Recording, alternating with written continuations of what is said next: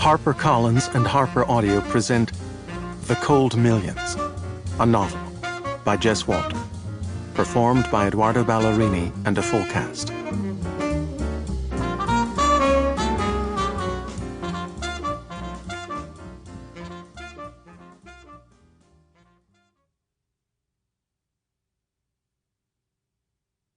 Waterbury, 1909.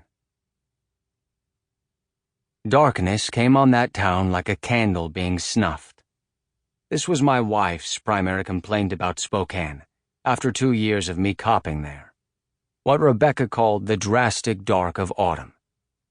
We'd come from Sioux City, a town she still called home, and where I'd walked an easier beat. I found Spokane in a land spec ad, but the piece I'd bought turned out to be cliff-face basalt and not arable. So we took 4 rooms in a brick apartment north of the river, and I got on with that roughneck police force. These were hard years, 08 and 09. Everything about Spokane hard, bringing to mind Rebecca's word, drastic. Steep hills, deep canyons, cold winters, hot summers, and those dark autumn evenings that made her so melancholy, when 5 felt like midnight. It was one of those nights Chief Sullivan pulled me aside. A burglar was prowling the big houses on Cannon Hill, and he needed good, sober cops on it. Nothing got up the mayor's ass like someone prying south side windows, stealing candlesticks from the Victorians on the hill. The mayor quick to remind Sullivan that he was acting police chief, and his act was to make the moneyed wives of those mining millionaires feel safe. Sullivan assigned me and 2 other cops to patrol the lower South Hill and catch this master burglar. It was vagrant season. "So all you'll miss is bum harvest," Chief Sullivan said. Good by me, as I preferred real police work to the endless roust and run of tramps anyway. Sullivan talked up this South Hill window crawler like he was the dastardly demon of hell himself. One of the silver barons had threatened to bring in a Pinkerton, and nothing aided Sullivan like someone hiring private. There were 6 detective agencies in Spokane, 3 nationals, Pinkerton, Teal, and Allied, and 3 local thug shops used by the mining companies for union busting. The national detectives treated us city cops like horse clods, fine for running bums and whores, but about as helpful solving crime as a blind ranch dog.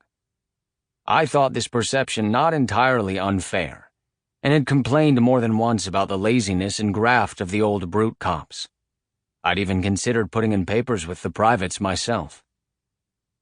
If I stayed a cop, it would be for John Sullivan, for I admired the man. Sully was honest and affable, off-the-boat county carry, 6'4" and 220, 5 of those pounds brush mustache. He'd come on the force just after the Great Fire of '89, with brutes like Shannon and Clegg. And to hear them tell it, those 3 had single-handedly driven out the last of the Indians and tamed the whole frontier town. But unlike those others, Sullivan wasn't only brute. He was brave, savvy. In '01, 2 hold-up men set up shop on the north end of Howard Bridge, like fairy tale ogres robbing every wagon that crossed. When Sullivan came to arrest them, one man pulled a pistol and squeezed off a couple before Big John could knock the gun from his hand. As he was beating the robbers, Sully realized his boot was filling with blood. The ogre had shot him in the leg, below the groin. He dragged both outlaws to jail, then rode his horse to the hospital, where he promptly underwent surgery, met a nurse half his age, and married her. How could you not want to work for such a man? Sully could grow nostalgic for the rough old days, but he was also clear. The old Klondike town had grown into a proper city, and the time was up for a brute like Clegg, who saw his job as hassling tramps and whores into paying him for protection, and was not above running a girl himself if she came up short. "No, it's the last shift for them old boys," Sullivan said when I complained about Clegg taking booze from the evidence room.